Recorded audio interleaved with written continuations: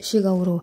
Ішек патологиясында ауырсыну синдромынан түрлі нәрселер әсер етеді. Олардың қатарына ішекке түскен тамақ пен дефекцияны қосуға болады. Ал аш ішектің дертін кіндіктің айналасы ауырғанынан байқаймыз. Ол кезде науқастардың кіндігінің айналасы шаншып егіліп береді. Ал тоқ ішек сырқатын ауруы сезімі бүйірге қарай өтеді. Олар дефекциядан кейін немесе іштегі жілді шығарған соң басылуы мүмкін.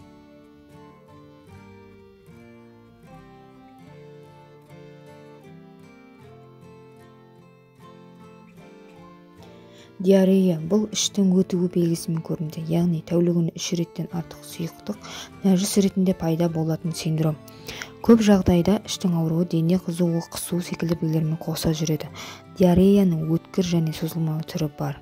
Созылмалы диареяға ішектің тітіркену синдромы, ойық жара колиті, крон ауруы, тоқ ішек рагы секілді себептер әсер етіп жатады. Іш өтуі 2 тәуліктің ішінде қайтады. Бұл күндері дұрыс тамақтанып, бастысы ағзаны қатты құрғатып алмау керек.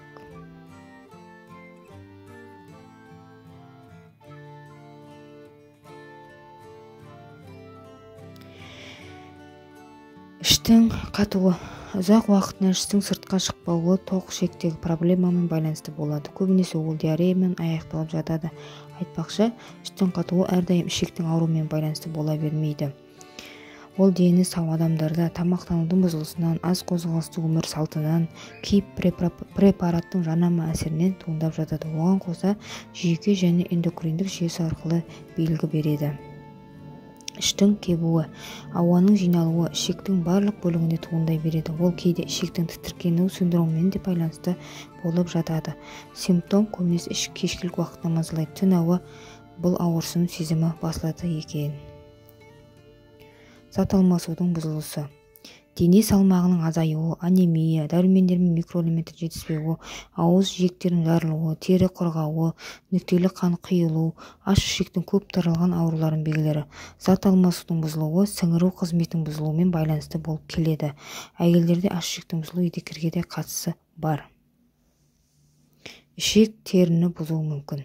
Бөртпе, құрғақ, қауыршақтану теріге әсер етіп, адамның сыртқы келбетін бұзуы мүмкін. Бұл проблема ас қорыту жүйесімен тікелей байланысты. Тері басқа ағзалар секілді ішектегі кемшілікке бірден жауап береді. Бөртпе ең кең таралған реакцияның түрі болып табылады. Мәселе қайда жатыр? Экзема, қызару, бөртпе, ішекке жеткен затқа иммунитеттің жауабы. Көп жағдайда мұндай аллергиялық жауап кейбір тағамдарға орай туындайды. Бастысы қай тағамдар екенін анықтап, оны рационнан сызып тастаса болғаны.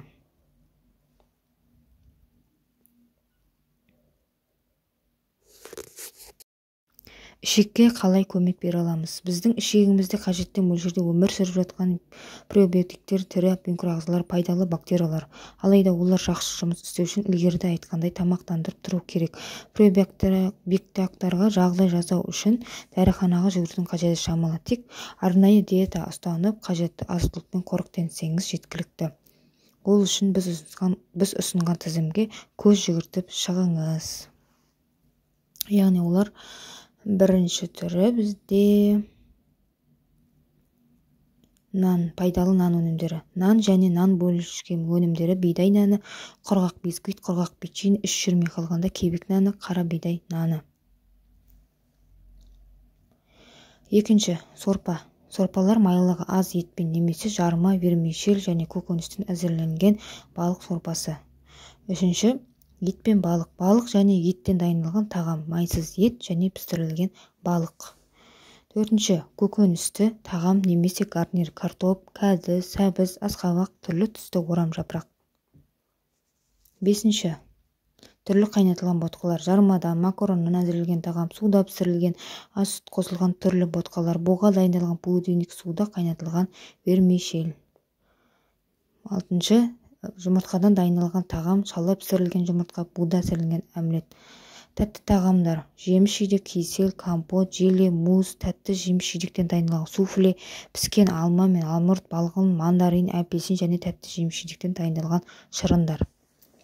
Сегізінші, сүт өнімдері, сүт және сүт өнімдері, қышқыл сүт өнімдері, ащы емес сыр, балғын, сүзбе. Тоғызыншы, сусындар, итмұрын қайнатпасы, қатты ащы емес шай мен кофе. Оныншы, майлар, кілегейлі май тек дайын тамаққа қосылу керек, және маймен қоса дайындалған бутербродтарды жеуге де болады. Осы 10 түрлі тағам сіздерге пайдалы болады деп сенемін. Әрдайым жеп жүріңіздер. Каналыма жазылып, досыңмен бөлісуді ұмытпаңыз.